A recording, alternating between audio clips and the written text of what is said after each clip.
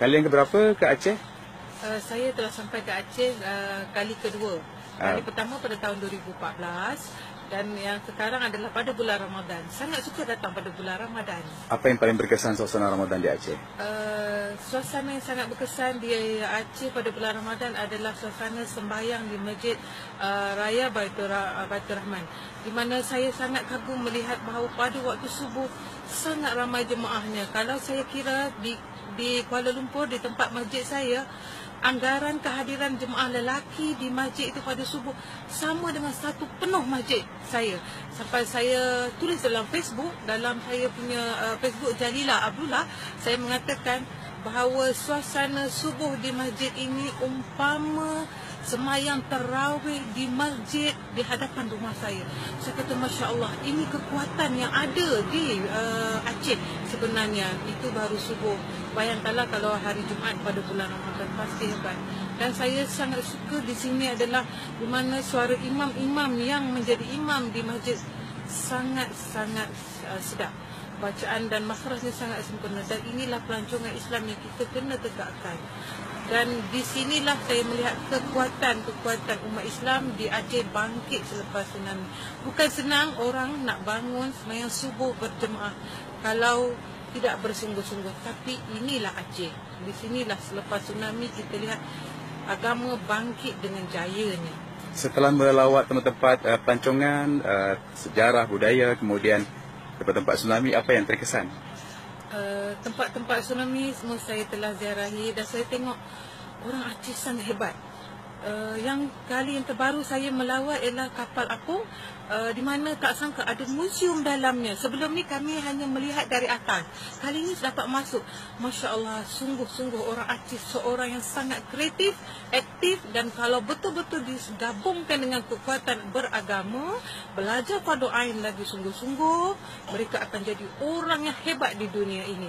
Dan saya yakin Aceh boleh bertambah maju lagi sekiranya mereka ditingkatkan lagi dengan pembelajaran yang lebih produktif.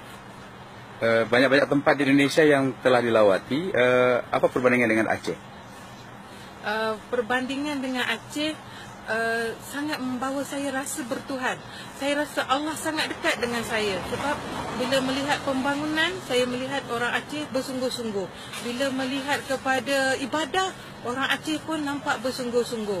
Dan dari segi perniagaan pun mereka bersungguh-sungguh. Dan yang paling saya terkesan di sini, saya tidak takut berjalan di Aceh. Kerana orang-orang di sini sangat menghormati orang-orang luar. Seperti mana saya berada di Aceh ini, terus terang saya seolah-olah berada di Madinah. Sebabnya saya menginap di hotel yang terdekat. Saya boleh jalan kaki pergi subuh, saya boleh bertahajud dengan sangat damai. Sesungguhnya Aceh memang sangat dekat di hati dan saya berjanji akan bawa ahli keluarga saya datang, kawan-kawan, dan juga saya sentiasa memberitahu mereka datanglah ke Aceh. Kerana kalau nak mencari keimanan, nak cari Tuhan, nak rasa bagaimana orang susah tapi mereka sangat bekerja keras, berjimat cermat dan tidak ada pembaziran dalam makan pada bulan Ramadan, datanglah ke Aceh. Sungguhnya saya melihat juga pondok-pondok tahfiz, serasa macam Masya Allah, mereka ada majlis-majlis zikir sebelum berbuka, sangat mendekatkan diri dengan Tuhan sejam sebelum berbuka. Sedangkan ini selalunya orang akan lalai banyak masa sibuk dengan menghadap juadah. Tapi di pondok-pondok ini mereka berzikir sebelum berbuka.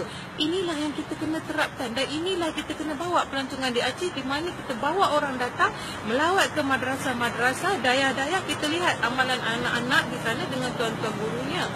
Dan sesungguhnya pada waktu itu Allah menyebut doa sangat makbul.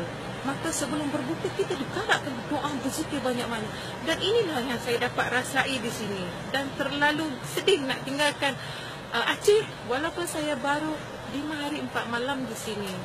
Sangat merasakan Aceh adalah sebahagian daripada kehidupan saya dan saya akan datang lagi ke sini. Terakhir, boleh perkenalkan diri? Nama saya Puan Hajah Jalila binti Haji Abdullah.